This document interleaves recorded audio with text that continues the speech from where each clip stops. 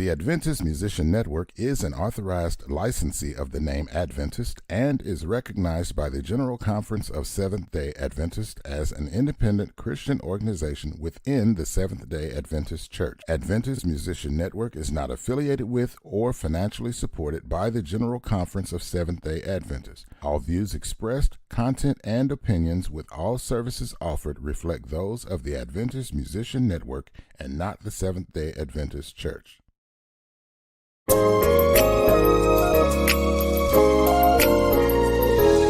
Sing the love of Jesus on A.M.N. Live. Hear the love of God every Saturday night. Sinners, musicians, SDA Christians, worship the Lord, your Savior and mine. Come on, come on, let's A.M.N. Live. Everybody, let's go. A.M.N. Live. You're watching A.M.N. Live.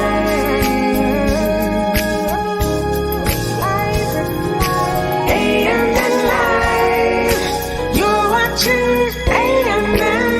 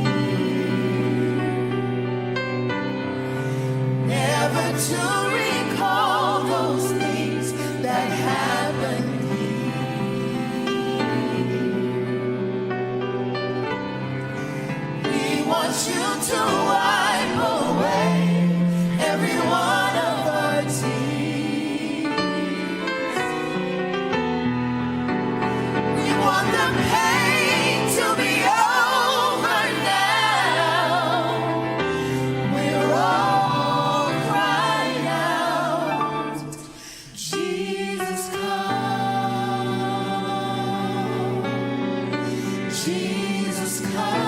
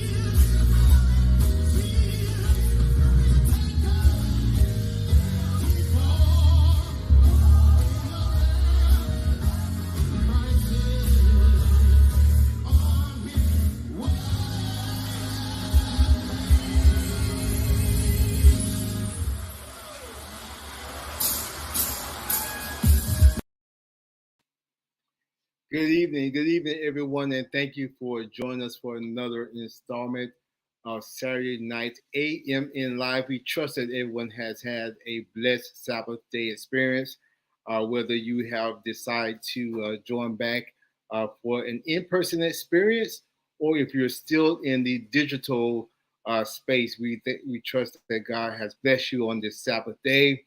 And as we enter into a new week, we want to thank you for joining us for tonight's program of the Saturday Night A.M.N Live. Listen, of course, we've heard about this pandemic for uh, going on 3 years now. So, one of the things that I wanted to do that we wanted to do was to kind of get some ideas and have a conversation with some individuals as far as how they dealt with uh, the coming together with church choirs as we are still dealing with this pandemic. And of course, we're nearing hopefully an end or at least a culmination to some sort of this pandemic. So I wanted to invite a couple of friends on to just have a conversation as to how the pandemic has affected their local ministry when it comes to choirs, as also to kind of pick their brains as to what they've done over the past 2 years or so to continue their ministry, and just to get an update on what is going on in their local churches in their local areas. So we're going to start out with a friend of mine from Florida, who is a director of a choir by the name of Higher Calling of Patmos Chapel in Apopka, Florida. So we're going to bring on my friend here, Mr. Barrington Maxwell. Barrington, how's it going, man? Doing good, Thomas. How you doing? Hey, man, I can't complain. I can't complain. If I could, it would make a difference in the way. So I just keep on moving, man. Good to have you with us on tonight, Barrington. Thanks Um, for having me. Hey, it's my pleasure, brother. So, as I was mentioning to our viewing audience, one of the things that we wanted to do is just have a conversation. Just seeing what you've done with the ministry of higher calling there in Florida, how you kind of maneuvered through the pandemic and things of that nature, and of course, maybe give some other directors that may view this program at some point some ideas or some encouragement, even to keep moving through these difficult times and difficult days that we are find ourselves living in. But before we get to that conversation, guys, to give us a little background as far as how is it that you got to the point where you are now as a directing the choir there in Florida. There's just a background of your, I guess, your interest in music, how you started that interest, and how it grew from that initial seed that was planted into you to where you are today. Wow. So I think that my love for choirs and choir music probably started when I was a little kid. Growing up in South Florida at Maranatha SDA Church, where we had children's choir, a junior choir, a youth choir, adult choir, which was the senior choir, and Right. then there was like a senior citizen choir known as the Golden Echoes. So Oh, just okay. kind of being a part of those various ministries as a kid. Mm-hmm. Um, and as I got older, some of my friends became choir directors, and so from there, I kind of really liked, choir music. Growing up in an SDA house, what you hear mostly is, some variation of choir music. Getting carted back and forth with your parents as they went to their own choir rehearsals. Right. You had no choice but to, have that ingrained in you.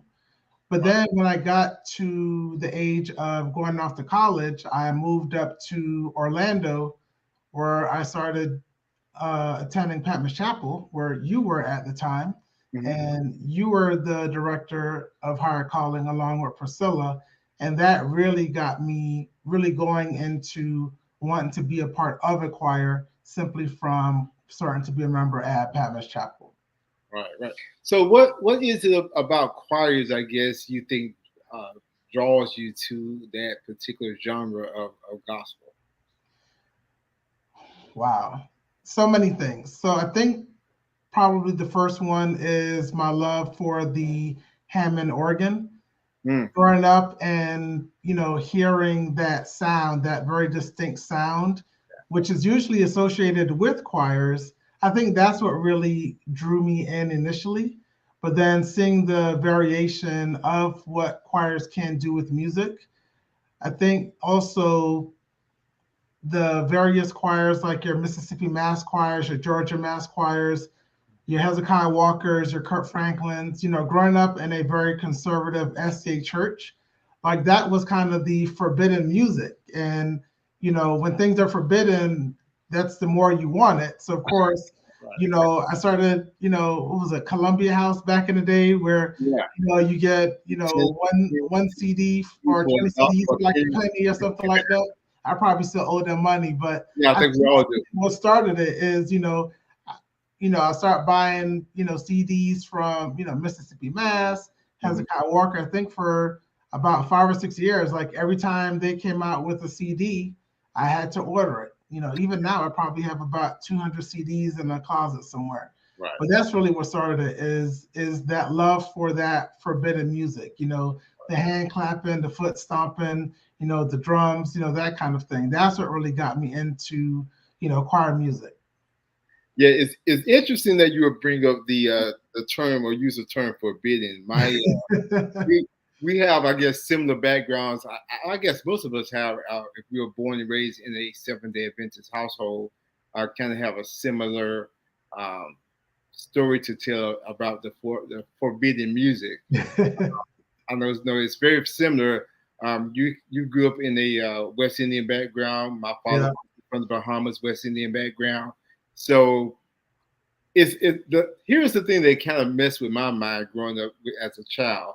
When you would go to like for myself, I would go to the Bahamas for the holidays, and they have like the carnivals there, and you have all the music, the instrumentation going, and then when you come to church, you're like, wait a minute, that's not what I just heard. I just heard, we come from a rhythmic, background, right. And then in the church, and everything was just like really solemn, very kind of calm going. So when you say forbidden, it kind of reminded me of myself. I think the only ordained music for the household was some James Cleveland at the time, Mahalia Jackson. I think it was a Crystal Gale one day at a time or something that you could listen to that type of music. But when it came to the Walter Hawkins, the Andre Crouch, Keith Pringle, the music had that music going, that bass going, the drums going. Yeah, that was strictly off limits. I want to pause for just a moment because I have another friend that's coming in here, another choir director in the person of Lee Jackson in the DFW Metroplex area. Lee, how's it going, brother? Hey, it's going good. How you doing, man? Hey, man, I can't complain. Just sitting here in Barrington, and I were just reflecting briefly on the forbidden music that we had to sneak and listen to growing up at home.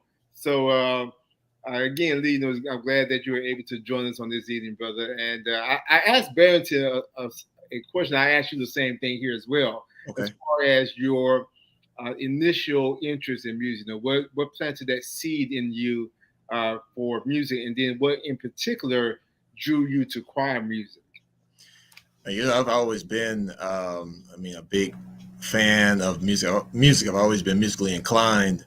And I would say I probably started when I was probably about maybe 4 years old singing. And I always just wanted to be in the church choir, and my mentor, the late Gerald Wright, was one that was very influential in, exposing me to different types of music, different genres of music within the gospel realm and outside of that as well. But I just wanted to be a part of the choir. So at that time, as you say, before puberty hits, I had one of those high voices. Right. So I was singing soprano and he wouldn't let me get out of the soprano section for nothing, and then finally when the voice began to change over this and that, then get out of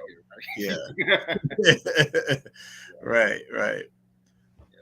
So I think we all have a love for choir music.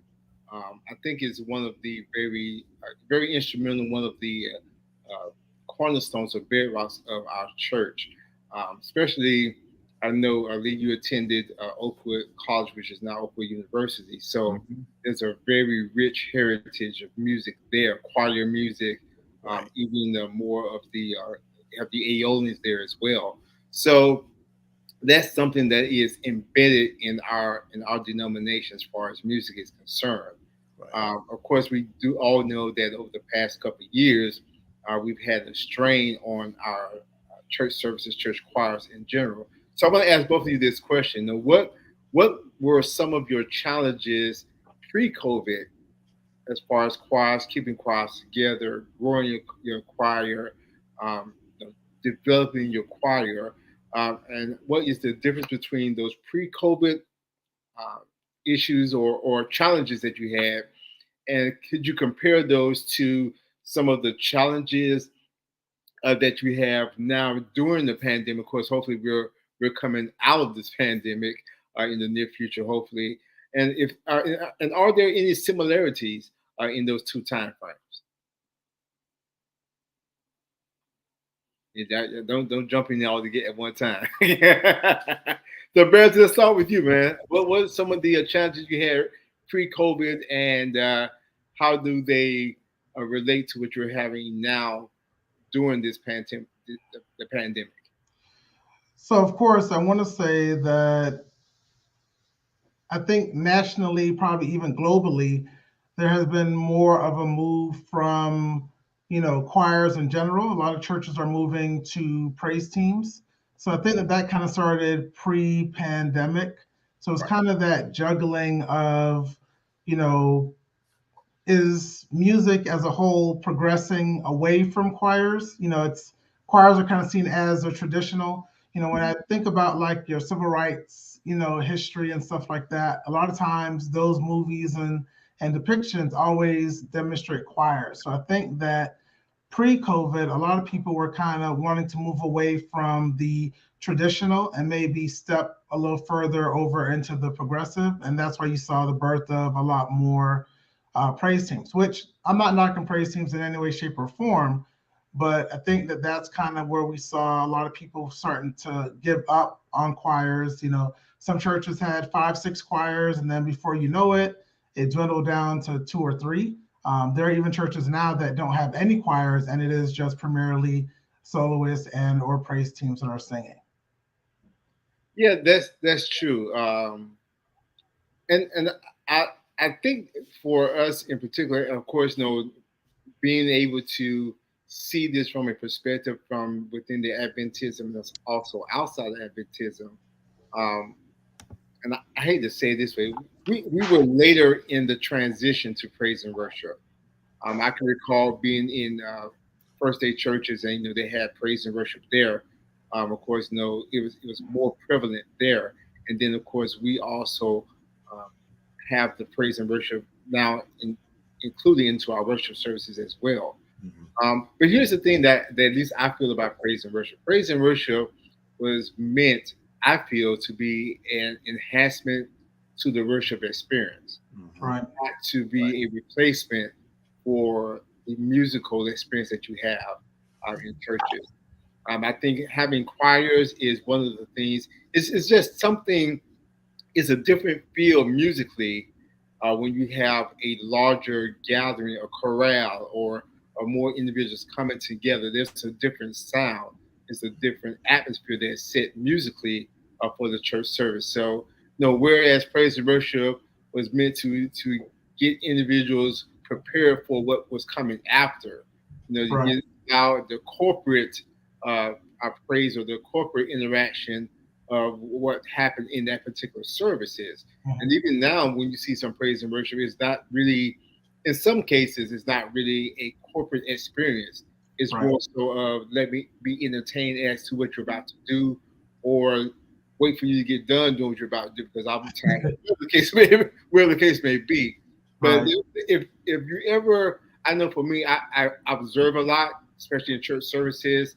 So, but it's like it's a shift that happens when a larger group of people who come together on one accord with one purpose and sing. So, Lee, just jump in. Tell us how you kind of view that transition that we've taken musically in churches, in our churches. Well, I would say, I mean, I agree with both you guys, what you're saying. I think um, over the years, yes, I would say pre-COVID. I think Thomas, you mentioned earlier, asked the question, how has that impacted, or this or that. But I would say that pre-COVID, we would have your members that would come, and you could probably, I would say, almost say, depend on them to be there. But now it's more like you have with COVID. When COVID hit, I mean, it messed up. It changed up a whole lot of stuff, man. And I would say for praise and worship, for me, I think they all have their own integral part within a service. The flow. For me, like praise team, yes, I think that's important. I think it's kind of like an assist, where it's going to kind of set up and prepare the body of Christ for the worship experience, and the word, and then the choir is going to take the baton that's passed on to them from the praise team, and then go ahead and really, give you that word through music, like you say, within a big body of Christ, of people, of singers that are coming together in a choir format, But nowadays, as Barrington mentioned earlier, when people now, it's like, okay, there's been a big shift, and we've all seen it, and like, I thought y'all had the choir. No, we don't have a choir anymore. We just have a praise team, and it's come down to that, where a lot of people now are just sitting by on the sidelines, so to speak, and definitely now with this COVID, with this pandemic, rather, it's the conveniency of being able to just say, okay, I'm just gonna stay at home. Yeah. And I'm going to, if I want to see what's going on the West Coast, then I can sleep in a little longer. But if it's the East Coast, then I'm gonna get on up on the, and so you can hit all the different major time zones and have your church feel for that particular Sabbath or weekend or for the week, and you start all over again. So it's always been a challenge with choirs as far as participation goes. I can recall Barrington moved to our Patmos Chapel in Orlando. I did the same thing as well back in the early 2000s. Shortly after I got to Patmos, I was given a choir. At the time, the choir that I took over, they had maybe 50, 60, 70 voices in the choir. So it was a full choir, and they had a great sound. And I recall very vividly the first Sabbath that we sung. I still had the majority of the choir, at least good 50 voices. And I don't know what it was. Maybe they didn't like my suit that I wore that Sabbath. I don't know what it was. But after we sang that first Sabbath, that choir literally went down to maybe 10 people or less. Wow. So we had to go through a transition of building and building. We of course got back up to maybe 80 or so people in the choir at some point. But it was a process, and of course, this was no pandemic, nothing was stopping people. But it's always been a balance. I've always had to deal with that, a balance of how to motivate or how to incentivize individuals to come and be a part of the choir. So, either you both, please jump in. What are some of the things that you've done to kind of build up that interest in individuals to come to the choir? And also, that after we discussed that, was a transition to kind of do some brainstorming and see if we can come up with some suggestions that maybe will help some other choir directors that may view this program at some point as to what they can do now in this particular day and time to kind of motivate or to incentivize some of the members to come out or come back to the choir and be a part of the ministry. I think that one of the major things is Others have to see the need for a choir at a church. So that's kind of like the fundamentals. If the culture at your particular church or community is not one that embraces and endorses choirs, then you're going to be already at a loss. That was kind of one of the things that kept me going, kept us going during the pandemic, was just kind of that love for choir music and that love for the place of a choir in the actual church. One of the major things, because just like you, because of the pandemic, kind of saw numbers fall. The pandemic kind of, pushed people away from wanting to be close to each other, which you kind of have to have in being in a choir. So, kind of watching, the numbers kind of fall off, which understandably, everybody was afraid in the beginning. Nobody really knew exactly what COVID-19 was and understood it in terms of the risks involved in having it. We were seeing a lot of people passing away that, we never imagined. People, young, old, were passing away from it. So that, really kind of shocked the world, really, from wanting to be in close situations with other people. But now that we're kind of moving, because we're still in it, we're not, out of it, is, you know, letting people know that you are there, that, you kind of have an open door policy. Even we just kind of started back singing. In fact, today was our second time ministering at church. And to kind of get people to want to come back, one of the larger things I did is we kind of moved away from singing, every month. Now we sing every other month. We don't always have rehearsals every week. So that kind of makes people want to be there, because it's not like, oh, I have to be committed every week or every month to singing. It's like, okay, well, I can be at rehearsal here and there. It's not a interruption, on my life. Like you said earlier, not everybody wants to, be back in church. Some people prefer to stay home now and watch church here on the East Coast and the Midwest. And then, by the evening times, they're watching, churches over in California. So largely, though, just kind of forming those relationships, inviting people back, having the open door policy that, hey, if you want to sing, come on, we'll make it work.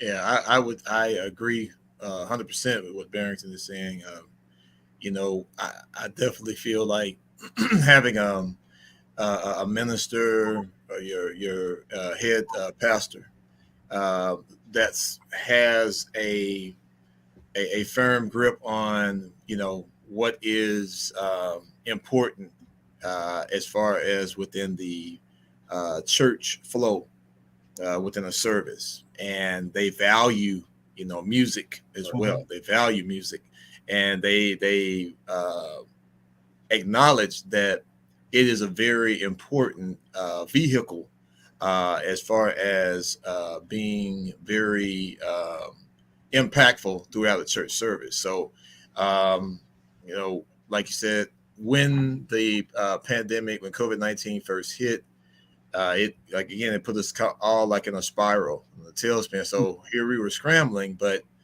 I can honestly say that it was nothing but God's favor, where I understood the dynamic now. Things had changed.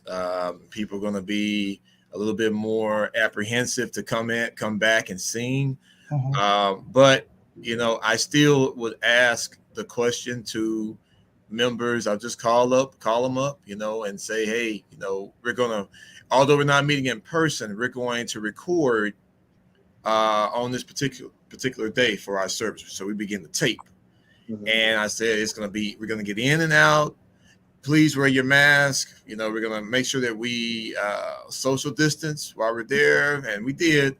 And I think it's just a matter of being consistent and continuing to keep that relationship open with them and let them see that you are human just like them, and you are also concerned just like them. You were concerned about their safety, and you want everybody to be safe. So I had people that were willing and able to come out, and they still do. I think we went for probably, let me see, at least about, I would say, a little bit over a year where we were always just taping. You know, we never just like fully closed all the way. Thank God for that. But then when we did eventually come back to in person, we've been back in person since July 4th weekend in person, and we've been going ever since. But still, I think, Thomas, you might remember, you might be able to verify it, but I think for the longest right here in Southwest region, I probably was like one of the only ones that had like a full-fledged choir and a full-fledged music program going on at the same time. So, Yeah. you know, Yeah, and I actually, Lee, I don't know if this got back to you, but I actually would have conversations with people. I was like, listen, the only person that I see that's doing anything in this entire that I can see that still has that music department, you know, not just a choir, but a Bible music department throughout this whole thing. I said, man, Lee over there working. I mean, person shut down, choir shut down, or whatever.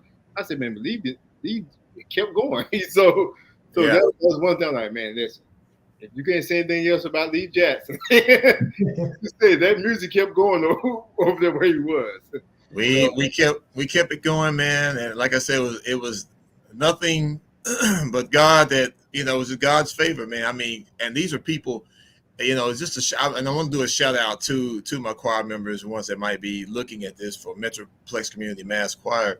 It's a non-denominational choir, so it's not just one particular denomination, but it's like all over. So, you know, when they come, I call upon them, and majority of the times when they can do it, they're there for me. So to see, and I'm saying, like, we're not now. Let me get the numbers right. We're not operating like you know, pre-COVID. We're operating at God like you know, when we're all full strength, we have about like 80 voices, full strength.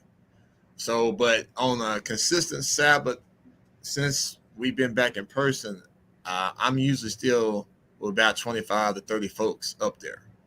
You know, when we sing once a month, you know, but I think going back to what can we do, or what people can do,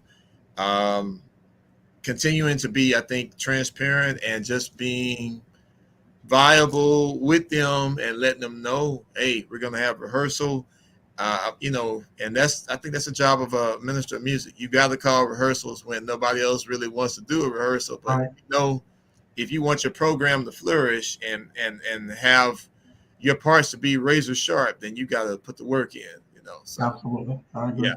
One of the things that has been brought up there, I wholeheartedly agree with and believe in, is consistency. As a choir director, as a leader, especially in the music ministry, you cannot be, I'm going to use an old term where you can't be fickle. Right. Your choir members have to see that you have the commitment to the ministry. You can't ask them to be committed to something and you'll have there. You hit or miss. One of the things that I think is a great show of leadership is to make sure that your choir members know that if they're there or not, and you're there at their point in time. One of the things that I was always raised under my mentors, as far as for choirs, is they would say, you know, even, and I guess I had a double, requirement on me. My mentors would tell me, not only do you need to know all of the music that you're teaching before you need to prepare for that. So when your choirs come in, you can just hit it, get where they need to go, do what you need to do. But they also would tell me, being that you're also a musician, you need to know how to play these songs as well. And because at one point I would get lazy and I know where, hey, I got a band, so I'm gonna learn the song for you. Hey, I'll let them play it and I'll just rub the voice. And you need to be, because you're able to do multiple things when it comes to that aspect of music, you need to be fully prepared to do that as if no one else would. So that's one thing that I think that choir members need to do. Whatever you can do to maximize, whatever you can do, always go to your max. Never get relaxed to the point where you're like, okay, someone else would do it, or I could just kind of get by. Always walking in the door like, okay, let's hit it.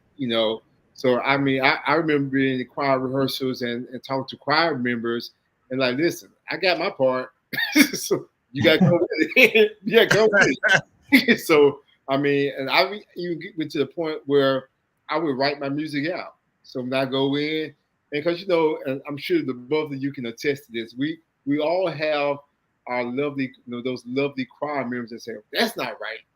That's not the part." So I'm a little less, I guess, diplomatic as both of you guys, because I've been, in both of your rehearsals. I'm not as courteous, I guess is a word. So I would, Barrington, you may remember this in higher calling. I would have choir members, "Oh, that's not right." I said, "Well, come and teach it." Yeah, like that. "Oh, you come teach it." They're looking like a Jerry. So it's like, but being prepared and having things in place is there. But like, getting back to the situation of being committed, when your choir members see that you're committed, of course, they will, of course, hopefully follow suit because they see what you put into it, what you're bringing to the rehearsal. Now, it's a little different now. I mean, I, of course, have not been actively involved in choirs in a little time now.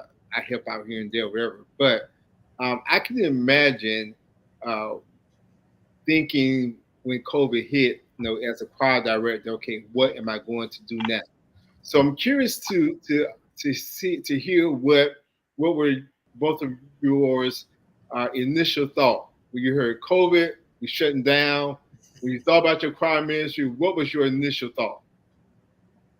Like how we gonna do this, man? How we gonna get through this? Because at my church in Fort Worth, music has always been like the drawing card, if you will, for Grace Temple in Fort Worth, and the legacy is rich, the tradition. So it was like, man, I said, I have to go to the drawing board. I have to really think about how we can try to make this work. And then again, once you put something down from thought on paper, then it's like, okay, how can we execute it to say I will at least have, if nothing more than maybe an ensemble of people up here. It may be about 12, 15 folks, but you've got some people up here, some bodies in front of you. And I would probably say that, yes, I was maybe a little doubtful. I didn't know how many people, if any, were going to show up because, like say, COVID right now, and people like, "Oh no, I'm staying. I'm not coming out there." So it was yeah. It was a challenge. For me, it was a different experience.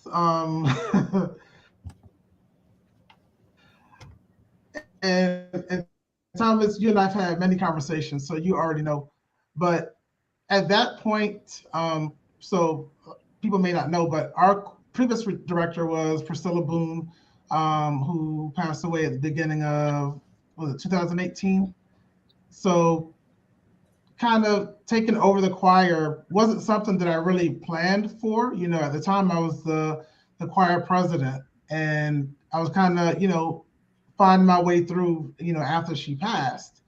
So when the pandemic came, I'm not gonna lie, for a little while, I was like, oh, well, maybe this is supposed to happen so that, the choir is laid to rest. I'm gonna be fully transparent with you.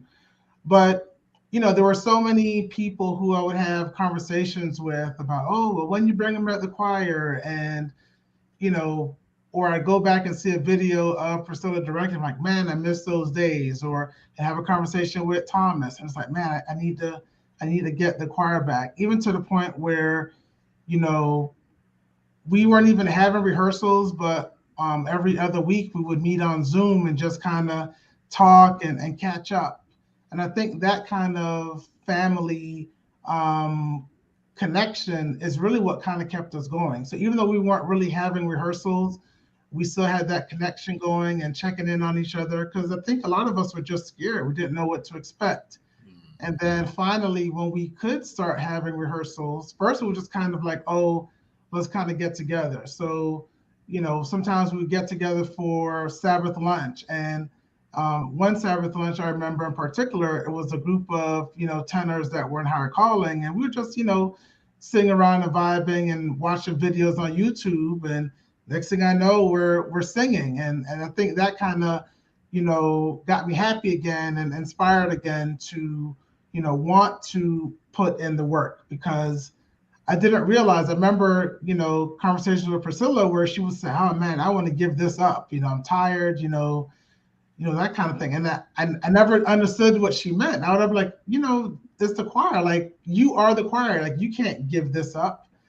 But at that point in the pandemic, I was like, this is a lot of work. Is this really what I want? And that first year of the pandemic, I kind of went through it where I realized, yes, this is not even something I want. This is something I need. The choir is what, keeps me going. It's what keeps me connected to church. Every time that I've, kind of had that battle with, religion, with God, it's always been the choir in some way, shape, or form that brought me back. So for me, I need the choir. So that's why the choir has to keep going, because it's saving my soul. I'm sure it's saving other souls as well. Well, one of our viewers had a comment here, said the biggest problem that they experienced with their choirs was to rehearse, of course, during the pandemic. They tried to do it on Zoom, which was problematic due to delayed response when singing together. Of course, the voices were not synced. Barrington, I know you and I, we discussed doing Zoom rehearsals as well with her calling. Leah, I sat in a couple of your rehearsals where there were Zoom rehearsals. So yeah, so you do have that issue. So how did you guys, how did you work around that? I mean, I don't know if you can fix that delay, which is going to happen. So any suggestions that you could have to maybe some choir directors that still maybe using that platform or trying to use that platform for their rehearsal? I think for the ones that are still doing Zoom, I think rehearsals virtually, and I don't think that's going anywhere anytime soon.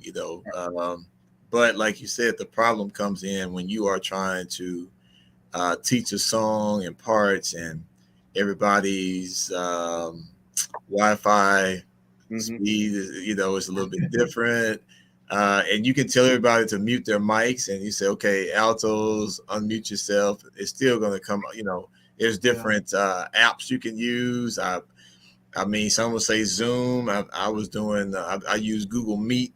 It's just so many out there. But as Thomas mentioned earlier, I don't think you can really truly fix it, So, of course, after you have the virtual rehearsal, and if you're coming together to sing in person, then it's like, okay, that morning we got to get together in a room or something. They just kind of highlight and go over some parts. And you're hoping also that the music that you do send out with the links embedded in there, that they are at least pressing the links and listening to the song, previewing it to kind of get in the spirit before. But that's what makes, in my opinion, that's what makes choir fun, because everybody's not going to listen to, time gets away. Everybody's working jobs, and it's, nobody, now majority of the choirs are church choirs, what have you. Nobody's getting paid for it, this and that. So you have to approach it like that too, and understand that, Yeah. I don't know. I think for me, Zoom never was a viable option as far as rehearsals. It's great for a lot of things, but when it came down to doing a rehearsal, it was always problematic. We tried it a few times and just realized that, we just have to wait till we could actually meet in person. So what we did, of course, initially, we waited till it was safe to be able to at least have rehearsals with social distancing and masks and so forth like that. but to actually be able to have a successful, productive rehearsal on Zoom wasn't really something that we were able to master. One thing that we did do though is that we would go over some of the songs that we were going to be learning and just kind of introduce it, with Zoom. But we absolutely just waited till we could have the face-to-face rehearsals. Another statement here from one of the viewers said that of course, the big danger was to actually sing together as COVID was so contagious. Not even masks prevented the spread. They lost 4 members during the pandemic. Sorry to hear about your loss of your choir members. Yeah, that's kind of hard. So that gives me a presents another question to me, at least in my mind. Um, of course, we all experienced, I think, loss on some degree during the pandemic, either people that we knew personally or choir members. So, how do you think would be a good way for choir directors to kind of keep their members focused, so to speak, uh, to minister, to want to minister during the time where we're experiencing loss? So, of course, when we were singing songs in choirs, a lot of the songs, or most of the songs, if not all of the songs, should inspire hope or to give hope to the audience or to the waiting congregation. So when we were in a time of a pandemic, as a choir director, how would you suggest that you would keep that hope or keep the morale of your choir members to a place where they are they can still believe the words and in the ministry that they're singing about?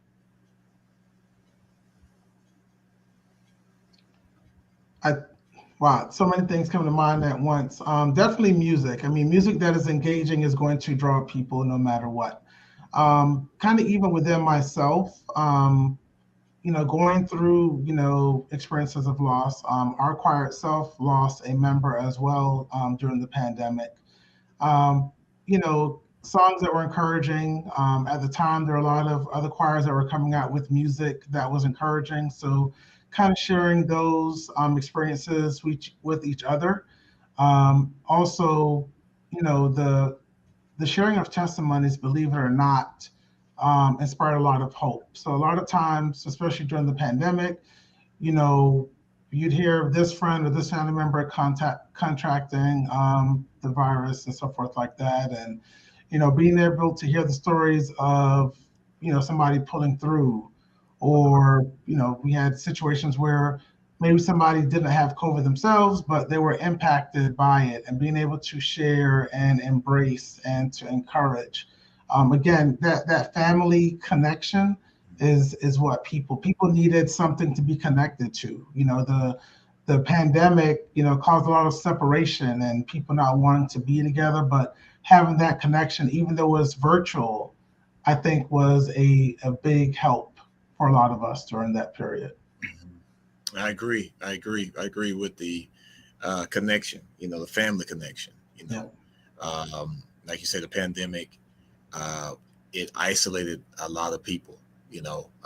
Not just the adults, but of course we know for our children in school. And here they were having to try to do work, isolated just in front of a computer screen, and it really, some of them, they didn't do well with it at all. But for like the choir members, I would say, I think it's important to point out to our choir members that we also, all of us are ministers of music. When we take the choir loft, we take the stage, and we have to remember that we have been given a very special, unique gift, the ability to be able to blend our voices, together, and to present a sacrifice of praise in spirit and in truth whenever we get up. So it is our mission, to be able to reach and to be uplifting to someone that needs to hear a word. But it starts within all of us. And I think, Thomas, you made mention earlier, I feel, I've always said, I always tell my members that to me, the choir is nothing more than just a mere reflection of their director or their minister of music, and it goes back to Barrington, what you were saying earlier about um, being that example, being that model, that role model, that bar that we set. If they see that the director is very serious about, or is going to always be about their business and being there, present, right there, then yes, it's going to hopefully inspire them to want to, catch on and hang on and come on and join get in the ship and let's go, but it's something that, yes, we all have to make that, conscientious effort to be the one that's going to step out and say, okay, well, you follow my lead, and this is the vision where we're going, and the music that we present, there's a message in the music, and we've got to be the one to continue it, because like you say, within this pandemic, the isolation that was there, and then people began to see stuff on social media, YouTube. They're looking at old video footage. It could be from a musical from years back when it was packed. Man, I really miss singing in the choir. Yeah. But you being personal enough is just call and say, hey, I was just thinking about you. How's everything going? Is there anything that you can, that I can do for you, this or that? Or just like you say, simply getting on and doing a video chat call. It doesn't have to be rehearsal, but Right. I think keeping that connection with your members, letting them know that you still are thinking about them, even though we can't come together right now. I think that's huge. That's big. Absolutely. We have another statement here from a viewer. Said their greatest challenge since getting back together is the authority in the choir. Can't get full attendance since then. I would say initially, and because actually one of the questions I wanted to throw out was, do we ever feel that we would get back to the place pre-COVID when it comes to church choirs and the attendance? Now, I would be honest. Again, I haven't been directly involved with choirs for some time now, but there's always been, at least from my experience, the peaks and the valleys in choir attendance. Right. Everyone, there's always had to be a balance of trying to figure out how to keep it together, how to keep the interest going. So what are some of the suggestions that you have done as far as trying to keep the interest going during COVID? I was actually having a conversation with another director friend of mine, and I told them, I said, listen, and I asked, well, how many members do you have? They said, well, we, a total maybe 50, 60 members. I said, well, listen, try this. Split your choir in half. Tell half, if you sing, if you minister once a month, tell your choir, I think, Barrington, you allude to this, you sing every other month. I would say, well, rotate your choir. Half the choir sing this month, the other half sing the following month, and just rotate it back and forth until, you can kind of get it all together. And then maybe if there's like a fifth weekend in the month that your choir sing on, then say to the entire membership to say, hey, well, this is the fifth weekend. Let's do something a little bit different. Let's try to come together and just different ideas of trying to do things. So, what are some of the suggestions that you two would put out to other directors as far as dealing with the new, I don't want to say new normal, but the COVID normalcy of choirs, not having full participation? Because I think at some point we're going to get to the point with this pandemic thing where people are going to just be using that as a scapegoat to not come back. Yeah. So what is it that you would suggest the choir directors in that regard? I think that movie was called Fields of Dreams, where they said if you build it, they will come, or something like that. Maybe. I don't know if that's the right movie or not, but That's I think that you kind of, if you are dedicated as a director to your choir, go with what you have. Those who are interested will want to come back. One of the things that I've seen just even in the recent weeks that we're back to having, regularly scheduled rehearsals is we used to rehearse, on Friday nights. Now we rehearse right after church. People are hanging around after church. The door is open. They hear you guys singing. They walk in. Oh, I love how you guys sound. I want to be a part of it.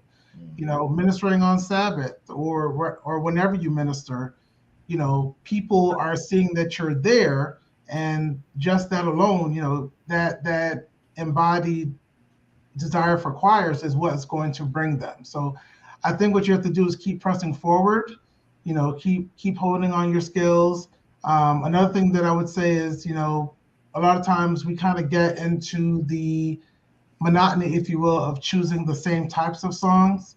I recommend, kind of diversifying your repertoire so that you can draw other people. If you're used to singing one style of music, start bringing in some new things that might inspire people to want to come and be a part. Yeah, I totally agree. I think keeping what you're doing, just being consistent, and then definitely checking in with your members. Even trying to coordinate, even having like a potluck or something after church. And you just kind of like just trying to get a feel where they're at, what they're thinking, but like, hey, we're gonna definitely start the choir back up. I want your voice back up there, and just kind of getting the dialogue back where it's a two-way street, where we're able to kind of talk back and forth, bounce ideas. I think definitely. I mean, parents, I'm not for sure what the age range is in your choir, but I mean, definitely it's very important. And I like what you said about having a deep repertoire of music that's versatile, different styles of music, because I mean, in my choir, I've got ones that are, still in college all the way up. I got some all the way up to in their 70s, but so it's different genres, generations. And so definitely it's important to pick music and different styles of music and expose people. Yes, if it's something that's new out there, yes, I'll do it. But at the same time, I guess I'm like last of the old school. I don't mind going back and digging in the bag and pulling out some stuff that you haven't heard in years. We did like today, we sung at the church, at a sister church of ours in Dallas here. And I went back and I ended up doing, I tried him, and I know him, old school Milton Brunson. So yeah, but yeah. You got me happy on that one.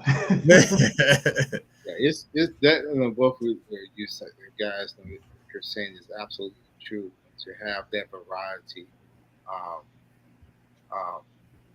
one of and I don't know where I picked this up, but one of the things that I would always do when I had a choir is we would eat all the time. I think every Sabbath we sang Barrington, where we have like a dinner after each Sabbath that we would sing. So it's like times, yeah. Yeah. So, but to me, I thought that was important because they spent maybe 3 or 4 rehearsals with me, yelling, fussing, arguing, and throwing stuff at me. So I was like, okay, well, I have to do something to show that I do have a human side to me as well. Right. And then, of course, that fellowship is always good. You're outside the rehearsal setting. You're not. You've already ministered that morning. And of course, we always pray that what we did was well, and that God was pleased with it. So I'm like, okay, well, let's eat. Let's enjoy. This time now. And then Friday night, we'll start fighting again. So it was just again. So it was just one of those things. But I think, as you also mentioned as well, D, is having, that personal touch with your choir members. Allow them to see that. Now, again, this is another balancing act to still be the director, but also be approachable as a director. Still have a humanistic side. You still have the personality, but still know I'm still your director. Right. Have that as well. So, I think there's another thing too, especially as we're dealing with the pandemic, because the pandemic it did a natural separation of us physically. So of course, the more we became accustomed of being apart from each other, I'm sure in some way, and of course, I'm no expert on this, but I'm sure they had some type of psychological effect where we just kind of naturally maybe not made contact with people, or will cause us to back away because we did not have the physical interaction as we did then. So my question I have for both of you is, where has COVID improved you as a director? Has it stagnated you as a director, or what effect has COVID had on you as a director? Then the follow up question is, what effect do you see that it's had on your choir members as well? Mm. Mm. That's a good question, Thomas.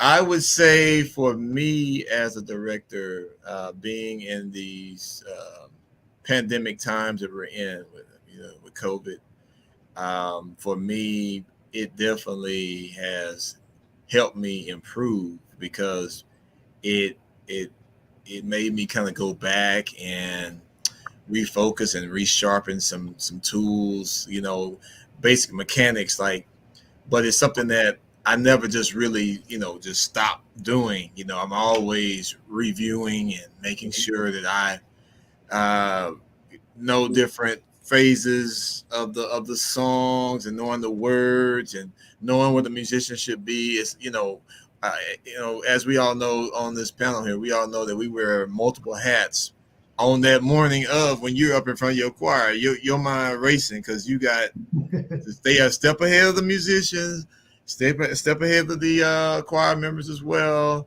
and you got to really, and as Thomas said, yeah, we're human, so we're prone to make mistakes. But when you make a mistake, then you got to try to see if you can make it where it's not so noticeable to the people out in the audience or whatever, right? But yeah, I would say it caused me to definitely go back and make sure that I knew my stuff because at first you just didn't know when you're gonna be able to be back out in public with the choir, or for that matter when you're gonna be taping, right? And then I would say for the choir members, I would say maybe it's kind of in my opinion, maybe a kind of a mixed review because you had some that, like you said earlier, Thomas, some of them just took it like, well, I'm not coming back to the church. I'm not coming back until this thing is over. Right. So that was a detriment, kind of took away from the camaraderie that we have and that nucleus that has always been there, and then others was like, well, if I can go here or there, then I can certainly come to church and still be a viable asset to my church and in the ministry of music, serving, and believing that, I have enough faith to believe that if God allows me and has allowed me to remain safe in this pandemic time, then I know He's gonna bless me if I'm up here singing and doing His will and His way there. So, when you mentioned about making the mistakes and thinking ahead, my favorite line, and I guess over the years, dealing with different choir situations and watching, observing, because I always like to be like a sponge from around directors. I do a whole lot of watching. I'll sit in the corner and just watch for the whole rehearsal, won't say a word. I'm cool with that. But one of the things I would tell the choir members, if I make a mistake, I'm your director. If I make a mistake, you should be making the same mistake I'm making. So if we're all making the same mistake, who knows it's a mistake? Right. if we're all moving together. So that's the thing I will always say, hey, if we do it together, as we should, because we are a unit. There's multiple bodies, but the thought is we're still one. We're one unit. So we need to think and move in that way. Band included. So if we're all making the same mistake, then you're good. Nobody know about it but us. We'll talk about it later. But for right now, we got a job to do. Well, I mean, if they don't know it's a mistake, is it a mistake? I mean, I'm a new director, so I'm still learning. Every Sabbath, every rehearsal, I'm learning. For me, it's if you're watching me, you know, what I try to sell on them is don't expect the song to go exactly as we rehearse it. There could be something else going on where in that very moment I have to decide, okay, I'm going to end the song or I'm going to keep it going or I'm going to change it from the way that we rehearsed it. So as long as you're following me, it's not really a mistake. It's we are going a different direction and that's okay. But kind of going back to your initial question, for me, again, I was new to being a director. So the pandemic, I think, helped me. It forced me really to first decide, am I going to be committed to this? But then once I made that decision, it was like, okay, well, since I've committed to this, I need to try to figure out what it is that I don't know. So being able to be better at choosing, music and hearing the parts and picking out the parts for rehearsals. We don't always have musicians at our rehearsals. So being able to consistently pick out the parts correctly and teach it from week to week. The pandemic has forced that talent, if you will, pieces I'm still learning. Every now and then, Thomas, you'll get a phone call, with or text messages with all my questions about, well, what you think about this, and does this sound the way I think it sounds to you as well? So it forced me to, hone my skills and inspired me to continue learning. As far as the choir members, I think it made them more accountable because, again, we didn't have the space to have continual rehearsals. But you know that we're singing in 3 weeks, so you can't sit around and wait, oh, I'll figure it out at rehearsal. Now you have to take it upon yourself, the initiative to, hey, let me kind of know this because when we get to rehearsal, he's not starting at the very beginning. He's expecting that I at least know some of what we're going to do at that rehearsal. Yeah, yeah, that's a good thing. And Barrington, your statement kind of leads me to my next question I want to discuss. Who is it that you, as a director, who do you go to keep you accountable, or who do you go to as far as, uh, I guess maybe mentoring, keeping you sharp on your skills? So who are some of the directors that you kind of watch, maybe contact from time to time, and just kind of keep you um, moving? Because one of the things I do know as a director, when you're fully into what you do as a director, you are pouring into other individuals. So there always come a time when it's like, okay, look, I'm about to tap out. So it's like, who is it that I can go to me keep me focused? So who are some of those people or individuals that you look to or communicate with that kind of keeps you going? I'd have to say everybody. I mean, there are so many people that I know that are involved with music. So I go to everybody. Everybody that I know, every source that I know, I tap into them. I mean, you and I, text every Sabbath morning, and if you get a phone call in the week, it's something serious.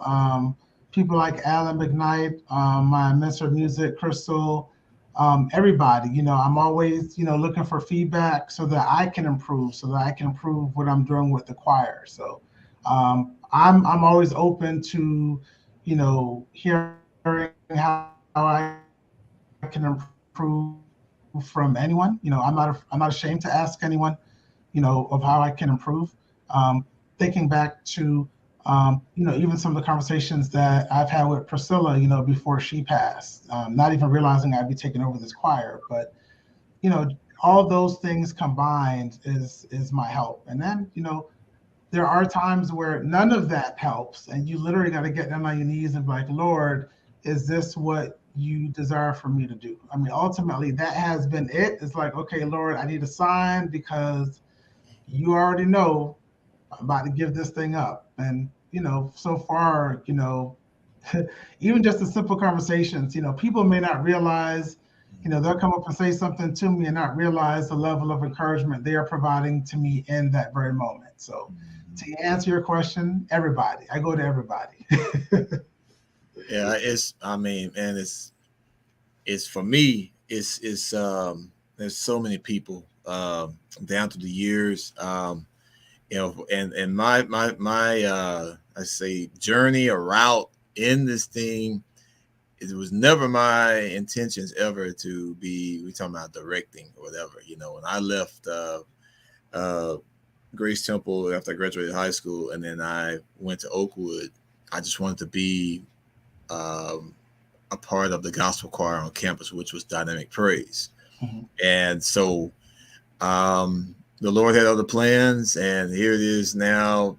Oh man, I've been directing about 20, 28, 29 years, almost 30 years. But mentors, I mean, of course, Owen Simons, is a big part. The late Gerald Wright, Dr. Glenn Nixon is another one. I mean, yes, Thomas, we've chopped it up from time to time as well, and the list goes on. I don't want to start trying to name people because I'm going to forget somebody. But like you said, there have been very impactful. I've always approached it where I've always wanted to remain humble and just be a sponge and absorb as much as I can, and try to get my own style and the way that I teach music. I'm going to try to keep, choir members on their toes, because they're like, well, you got to watch him because you never know what he's going to do, like you said, and they're having that impromptu spontaneity on the spot. It's me. So it just is something that when we think about just in music, it's like a lot of times when we're wearing these multiple hats, we are all like, uh, basically like psychologists, when you think about it, because you have so many personalities that are coming at you at one time in multiple directions, and you want your rehearsal to be very, as want it to be fun. We don't want it to be boring, but you want to keep it lively. But if there is something that's going to be competing against you in rehearsal, as far as if somebody's spirit is not right, this and that, then you've got to do what you got to do to get that corrected real quick, because if not, it's not going to be a good rehearsal at all, majority of the times there. Yeah, it's one of the reasons I wanted to have you two on together on the program is because of Barrington being fairly new as a director in that capacity, and you having the years of experience as a director.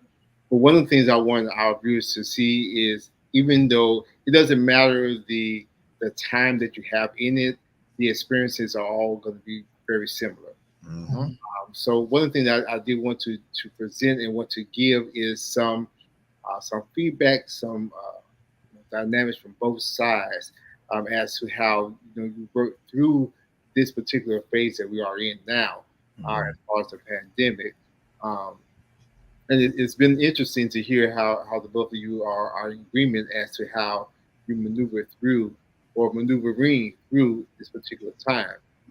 So it goes to show me that, as a third party, just kind of outside watching, that there is a kindred spirit when you have a similar or the same passion for one single thing. And at the end of the day, it all boils down to what you love. You're going to make provisions and you're going to do what it takes to keep that going. Right. One of the things that was brilliant was with Stephen Manners at Oakwood when he had the virtual choir. I thought that was like that almost blew my mind. I'm like, who would ever thought to do something like that? But again, it's just when you have the love, the desire to move in the ministry, especially, well, you find ways around that. So I guess as we get ready to kind of come down to the end of the program tonight, I guess I want to kind of pick both of your brains as far as where do you see, or where do you feel how things can grow for other ministries, others who still are maybe trying to get back to church choirs. We kind of spoke about this earlier in the broadcast about how praise and worship seem to be, even before the pandemic, how praise and worship seem to be kind of taking over somewhat in some churches. Um, so what can we do as choir directors? Well, you all, since y'all actually direct choirs in this world, what can you do, or what can you suggest other choir directors to bring the life back into your local choirs in local churches? What can you do to advise them to bring that life back into their choirs? I think you got to evolve. I mean, times are changing, things are changing, cultures are changing. So you have to evolve. One of the things, and I'd be remiss without mentioning my assistant, Cherie Barton Smith, who she sings with a praise team. So one of the strengths that she brings to the choir is because of her love for praise team and praise and worship, she has kind of filled that void. So she ensures that any set that we put together kind of has a praise and worship vibe to it, and then it also has the choir vibe to it. So like today we ministered and we sing the praises to our King, but then by the time we ended our set, we're singing Grateful by Hezekiah Walker. So having that balance, having that evolution to incorporate the two. I feel that the two can coexist. I don't think that we have to go away from praise teams and strictly choirs, and vice versa. I think that the two can coexist. You can have praise and worship and your choir music all together in the same mix, and make that work for your congregation and your ministries as well. Yeah, I totally agree. I think it's something that keeping that balance, and like you said, evolving, with times here, but at the same time, I love the movement where some of the like, for instance, like with Ricky Dillard, I love what he's doing, preserving choir music. I love what Kevin Lemons is doing, Scott Walker, just when I think about some of our choir, literal choirs that are out there that's still functioning on a high level, and then they're being able to take simple hymns, or they're writing stuff and composing them and arranging them. So like if it's, let's say, if for instance, if I'm up with the choir and it's our Sabbath to sing, then I may not have a praise team up per se, but what I'm, whenever it's praise and worship, then the choir, I'm going to do a praise and worship type number, high energy. And then of course I'm going to have my mid one that we might do like right after the intercessory prayer. And then of course we'll do our one before the sermon. It's going to be a little slower number. And then we have an appeal, but I'm going to try to connect all the dots as we go throughout the service, and again try to connect with each genre as well, age category, generations in the church too. So I think it's something that those that are looking and wanting to do something with choirs, I would say you definitely have to kind of just step out on faith, and you have to start somewhere. It's not I don't think there's one exact right, correct way to say, oh, this is what you need. There's no blueprint. I think it's just what you do in the trenches, week in, week out, in your rehearsals, and with your choir members, and them being able to see in you that you definitely, okay, this person, he's going to do this or that. This is how he does stuff here, so, or how she does stuff here. So it's something that developing that chemistry with them, that camaraderie, and it will pay off. I'm a firm believer and advocate. You put the work in, and the time in. It's gonna come out in the wash in the end. But for the ones that who are, I would say, are limited, where they just do only what's popular on the radio and they don't do anything else. I have kind of a mixed emotions about that, because it's not like, what else do you have? What else can you do? So Yeah, no, I agree with you, because the old stuff still has its place and its purpose. So you absolutely can't get away from the good old songs from back in the day. The stuff from the '90s and the early 2000s. The new stuff is nice. Don't get me wrong, I love it. right. But at the same time, the old stuff still has its place. It has set the foundation for us to build upon. True. Yeah, I had to laugh when Barrington was talking, because every now and then I get a YouTube link from Barrington, and sometimes I will open it up, and I'm like, "What's Charles Hicks? What you know about Charles Hicks? what you know about this stuff?" Or something way back, Clay Evans. Oh, what? Wow. What you know about Clay? Yeah, man. Yeah, that's like good old stuff. Yeah, but that's a great thing, because one of the things I think as a director, and hopefully this program has helped some other directors as well. Some of the things that I pull from the conversation from with the both of you is, you have to be a student of music. You have to also be able to know what fits your particular choir. And also, one of the things that I think both of you are doing, which is kind of interesting as well, is that you both have gravitated to because I've seen both of you, as far as when you're doing your ministry, you both incorporate the praise and worship aspect of the music ministry, as well as continue to have the choir piece there as well. And I think what both of you said is very, very important, to not isolate anything, but to be inclusive of what's going on musically. And again, that I think that would bring more involvement. That definitely helps as a director to keep yourself sharp. Because you feel the pulse of what's going on musically, and also having, I think Barrington, both you and Lee mentioned this as well, having the ability to have the variety within your musical ministry. So I think those are some very important points that both of you brought out.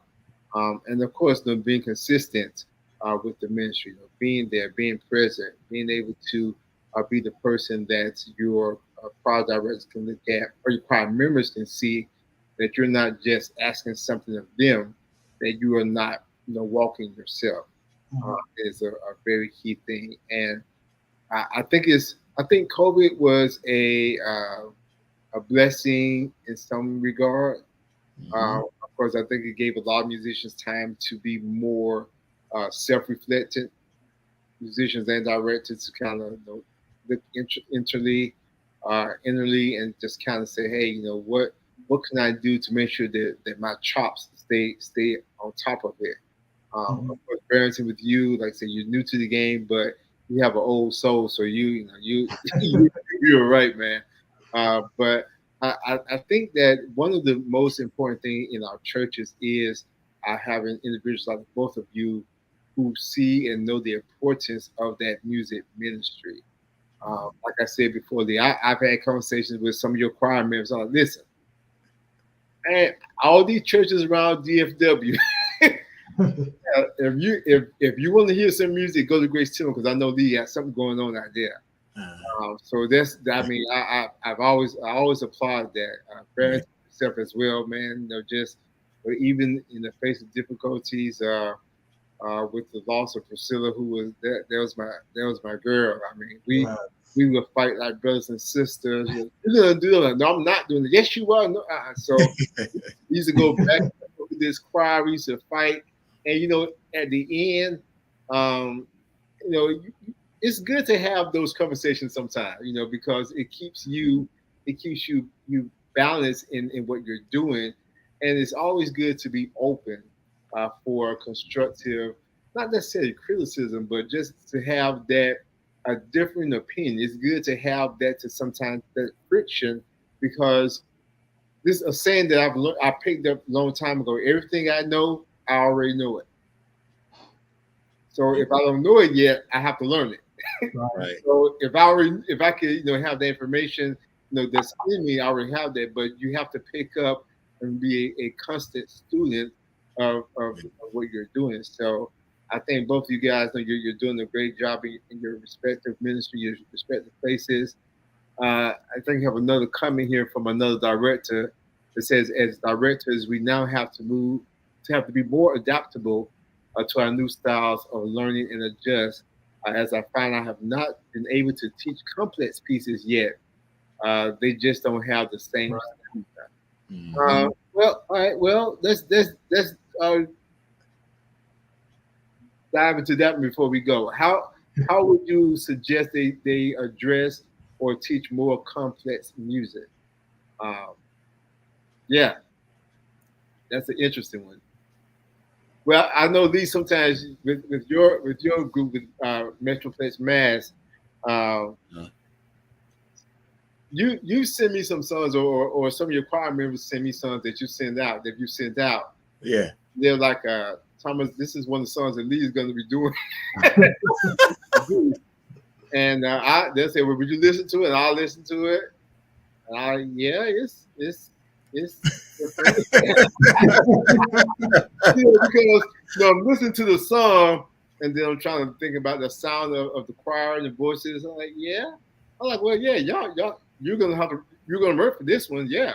So Yeah. So how would you tell other directors how to approach those more complex pieces of music? When I think about song selections over the years, that I have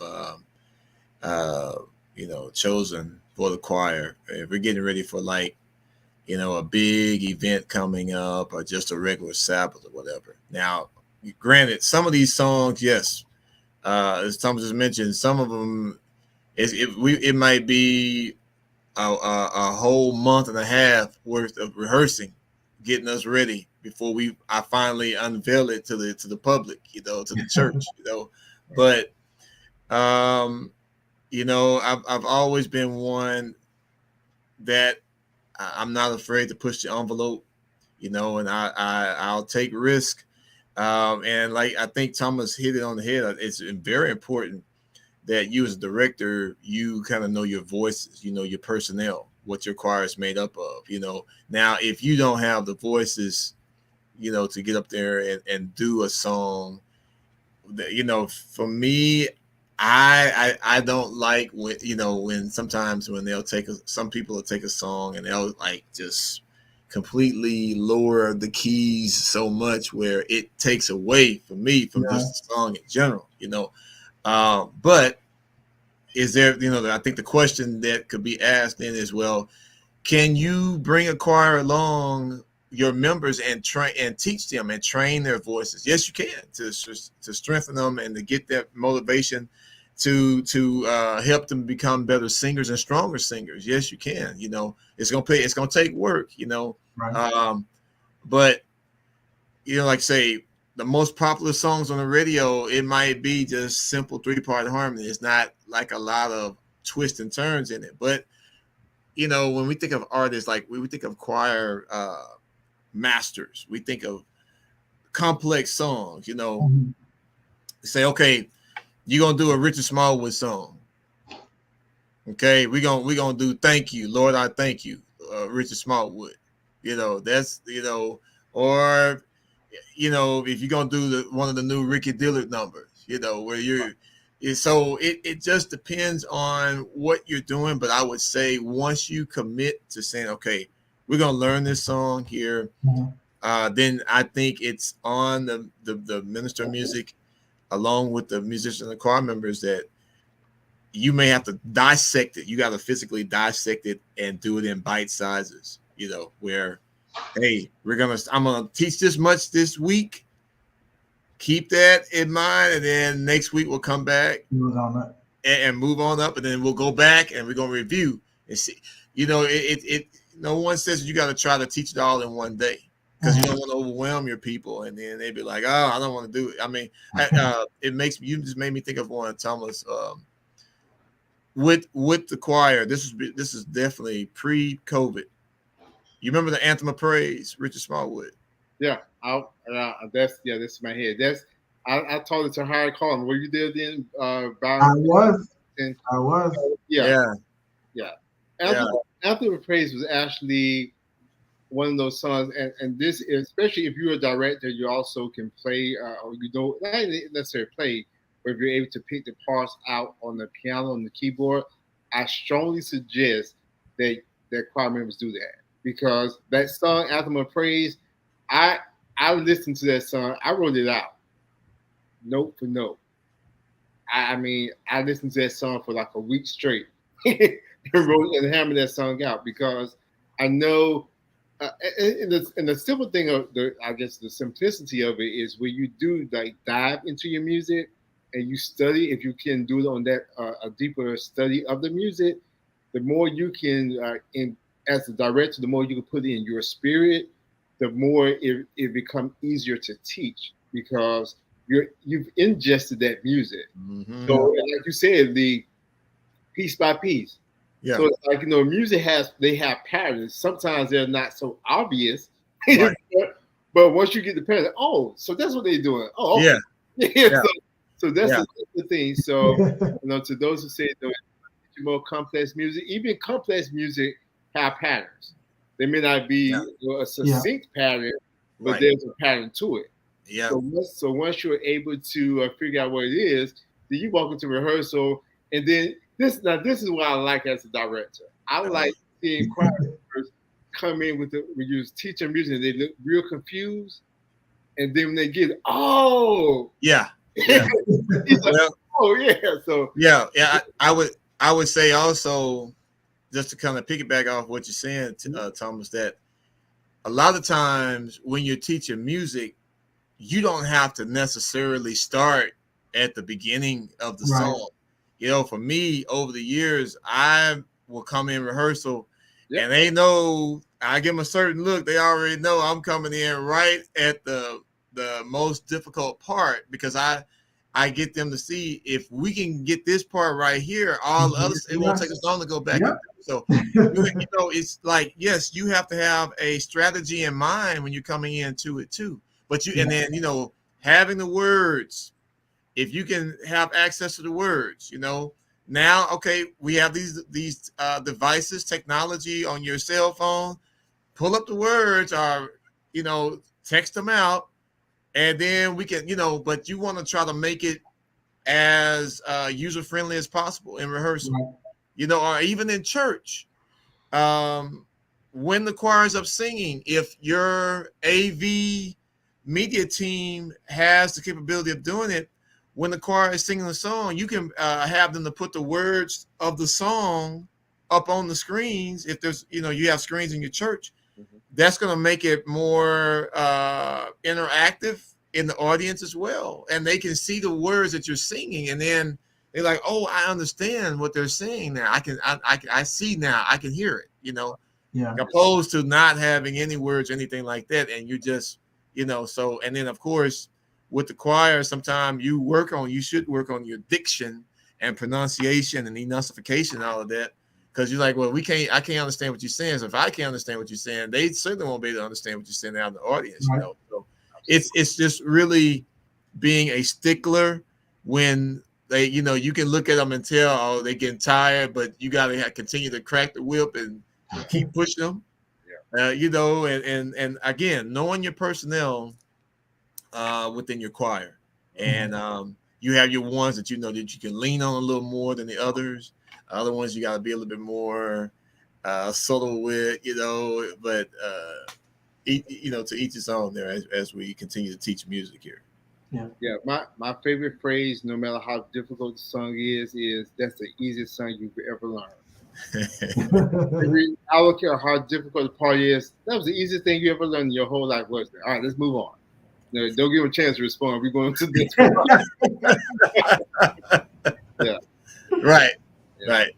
So, gentlemen, as we wind up here, any final words that you would say to our audience as far as motivation to both choir members and directors alike, as far as to continue to move in the ministry? You know, any encouragement or anything that you would like to share with our viewing members? I think for me, it's, if you're on like social media, you'll see oftentimes the hashtag bring the choirs back. Mm-hmm. Choirs have a distinct position in a church service. So with that said, keep going. Don't stop. Whatever it takes, whatever changes need to be made, do it. There's always the trends are going to ebb and flow. So as long as you are persistent and consistent, I think you'll be successful. And then, of course, at the end of the day, remember the reason why we're doing this is to ultimately glorify God. And once you're focused on that, He'll put the rest in place for you. Amen. Yeah, I totally agree, man. I think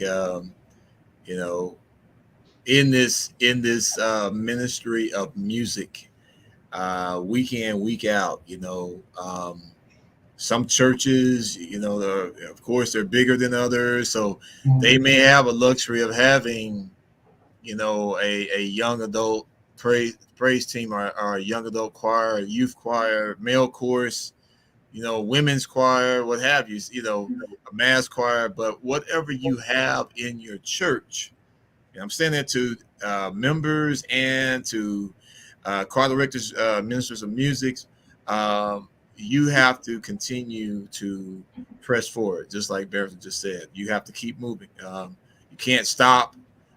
Yes, there's going to be times when we all get frustrated, and you're like, man, why am I even doing this?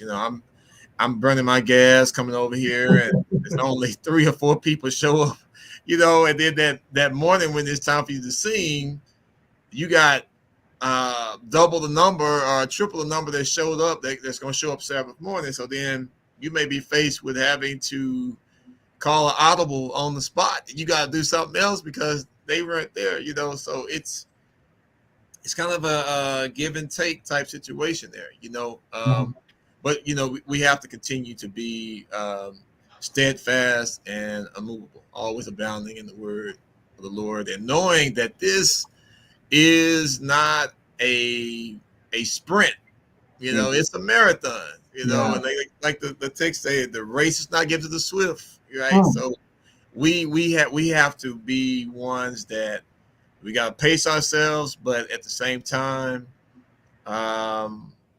we will get there, and again, I have to echo exactly what Barrington just said, that we have to remember why we are doing this.